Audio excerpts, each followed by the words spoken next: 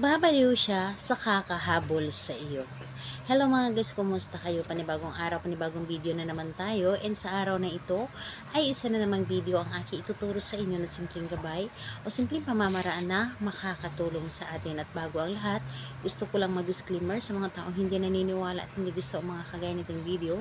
Please skip this video and maghanap kayo ng videos na gustong gusto nyo dahil ang video na ito ay para lamang ito sa mga taong naniniwala and gusto mag-try. Sa lahat po ng mga nagko-comment dito sa aking video dito sa loob ng aking channel, mag-ingat sa lahat ng mga nagre-reply sa inyo na dinadala kayo sa kailang WhatsApp and Imo app upang makaiwas po tayo sa scam. Ngayon po ituturo ko sa inyo paano mababaliw sa kakahabol sa inyo ang taong minamahalin nyo. Yung taong para bang nire-reject kayo at hindi na kayo pinapansin, yung tipong ikaw na lang lagi yung naghahabol sa kanya. Bakit hindi natin gawin na siya ang maghahabol sa inyo gamit lamang ang ating ritual na ito. Ito ay napakadali lamang gawin at napakasimple lamang, ngunit napaka-epektibo nito. Kailangan lamang ito is tiwala, paniniwala sa paggawa ng inyong gamiting ritual. And syempre, kailangan natin dito ng ating gagamitin na bagay or materyales. So, kailangan mo lamang dito maghanda ng isang pirasong papel, panulat, at kailangan din natin dito ng cinnamon powder. Kailangan din natin dito ng buti. So, ayun po, ito ang ating dapat na ihanda sa paggawa ng ritual na ito. At kapag handa na, kailangan mo lamang dito siguraduhin na clear po ang inyong isipan, walang gumugulo sa inyo, wala kayong mga iniisip na mga problema, yung tipong sobrang clear na clear po ang inyong isipan.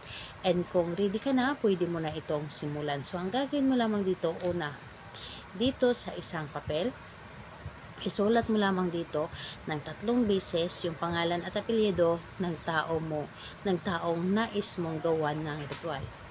Yung taong gusto mong maghabol sa inyo. So, gawan nyo po ito.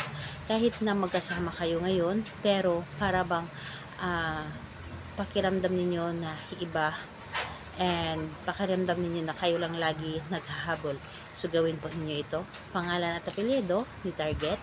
And kapag nasalagyan or nasulatan mo na ito ng pangalan niya at apelyido, ang gagawin niyo po, kumuha kayo nitong cinnamon powder, kaunti lamang. Mga ilang lamang na kahit mga kalahating kutsara or hindi nakaabot ng kalahating kutsara or gamit yung isang kurot lamang na cinnamon. At ipahi dito sa kanyang pangalan at apelyido na inyong isinulat. And kapag napahiran nyo na ito ng cinnamon powder, yung kanyang pangalan at apelyido, itupi nyo lamang na hindi matapon yung cinnamon powder.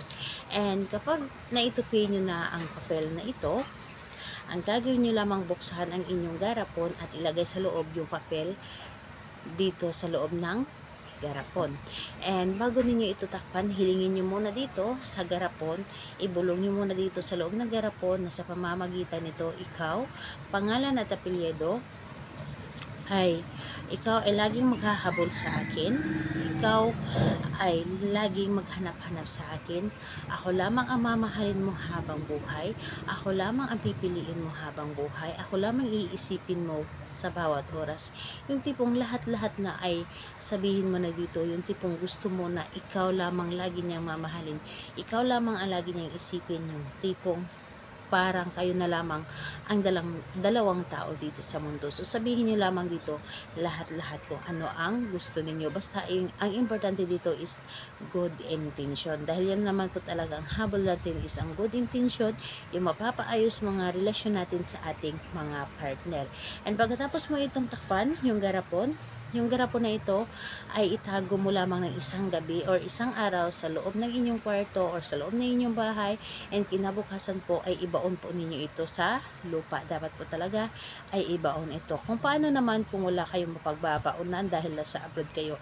So, humanap kayo ng lugar or halimbawa nakakalabas kayo, pwede ninyo ito itapon sa malayo. So, ayun po. Salamat po sa inyo. Bye bye everyone. God bless us all.